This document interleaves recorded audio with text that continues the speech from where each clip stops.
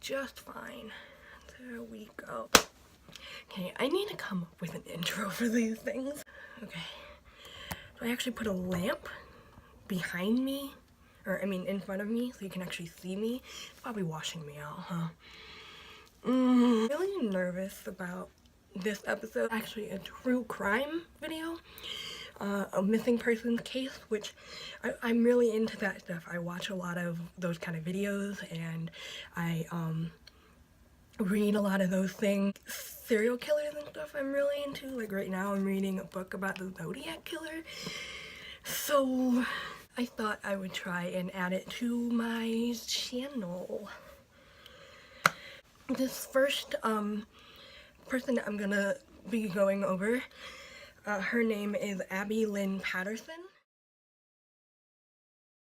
So Abbey Lynn Patterson was 20 years old. She's 5'7" and weighs 140 pounds. Brown hair and brown eyes, light skin, and a birthmark on the back left thigh and a bird tattoo on her shoulder. I couldn't really find out which shoulder that was, so it just said shoulder. She went missing from Lumberton, North Carolina. So she flew from Florida, and she was coming back to North Carolina to see her mom, and she was going to the store and was last seen on East 9th Street. I have my journal here to make sure I get all the information right. This is the first time I've done this, so I want to make sure I get it right. She was last seen on East 9th Street at 11:30 a.m. getting into a brown Buick on a Tuesday, September 5th of 2017.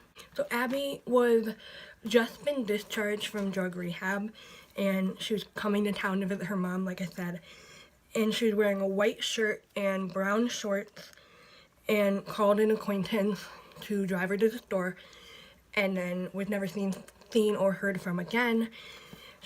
I was scrolling through her Facebook, and she seemed like such a great girl.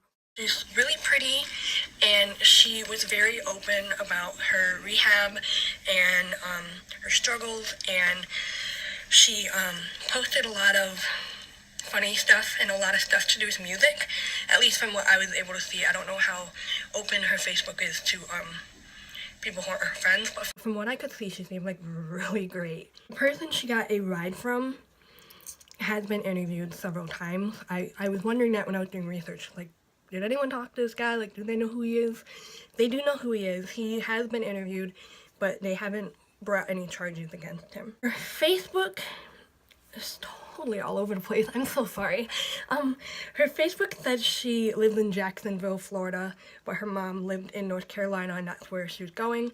And her last post was on September 4th, and she checked into Holden Beach, and she had a bunch of pictures of her, and I'm guessing her family, and then the caption was "Family is Forever." They said she was very open about her rehab. On June 30th, 2016, Abbey posted, this is a quote, "Wayside is the best place on earth for me. Changed my life and helped me wake up and live. Wayside will forever be in my heart. Thank you for all that you guys do," unquote. This was about the Wayside House. It's a drug addiction treatment center. So I thought the fact that she was so open about it and was really cool. Like on February 15th, she posted a selfie, and the caption was 20 years old and 5 months clean, which, congrats, that's really great. Her mom posted, said, "Abbey Lynn Patterson touched so many people and made such an impression.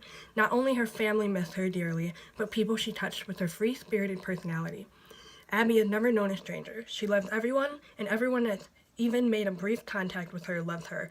#FindAbbey. She was also in a relationship since April, and her boyfriend has been posting a lot of pictures of them together. So where Abbey went missing, it was the same general area that 3 other women have been found deceased. Their bodies were found so badly decomposed that the police are still unable to determine a cause of death. One of the women was Megan Ann Orendine. I so sorry, I don't know how to say this name. She was 28 years old, and she was interviewed about her friend Rhonda Jones, who was 36 years old and was also found, who was missing and was then found dead. After the interview, Megan was found deceased behind a house. Her family believes that she knew things about the other death and that she was murdered to try and cover that up. The other two women were Christina Bennett, who was 32, and she was found inside a house, and Rhonda Jones, as I mentioned previously, she's 36, and she was found inside a trash can, which is horrible. I mean, the whole thing's horrible. The house that the three women were found in or around is it's called the Shady House, and it's known for a spot for like drug dealers and prostitutes and stuff. So all the bodies were found within the same 3 streets around that house. All these women had brown hair, and they all struggled with some sort of drug addiction. So it's believed that that house is tied in somehow. The police don't think the cases are tied because all the bodies were disappeared and were found under very different circumstances. So people online, the stuff that I've read and the videos I watched, everyone basically says they think it was connected, but the actual police there think it wasn't, or they aren't. But it's a map that shows the streets where the bodies were found and where Abbey went missing, and they're all within 2 minutes away from each other. Like they're parallel to each other. They're right in a line.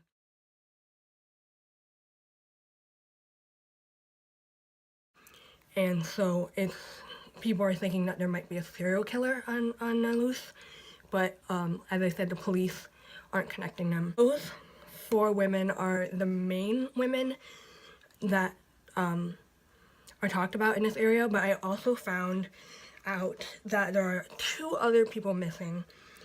Sara Nicole Graham, who was only 18, and she was actually the deputy's daughter. She went missing 20 minutes away. And then Billie Jean Hammonds. Not much was said on Billie, but I guess I could do more research into Billie and do another video on them if you want. So give it a thumbs up if you want that. There's currently a $5,000 reward for any information on Abbey, and that reward, some sources say it's been bumped up to $10,000, but some sources still say that it's still $5,000 reward for Abbey's safe return or any information or anything. And I will have linked below any who you can talk to if you have any information. Same with any links for where I found this information and all of that stuff. I was getting chills going through Abbey's Facebook. Like I said, she seemed like a really cool person. She posted a lot about music and was really open about her struggles, and she seemed to have a lot of friends, and it's really sad that she fought to be clean and to have this happen. So I really hope that they find her soon, and I hope she's safe and sound. But the police have not been offering a lot of information on the girls, and so although there's been connections where people think they're connected and stuff, we don't know the whole story, and they're probably refraining from making that information public so it will help with the case. I know that they can't post everything until the cases are solved. This was my first true crime video. As I said, all the information about Abbey and the other girls will be below, as well as my social medias and that stuff. I guess subscribe if you want, and like this video if you want to see more videos like this. And yeah, thanks for watching.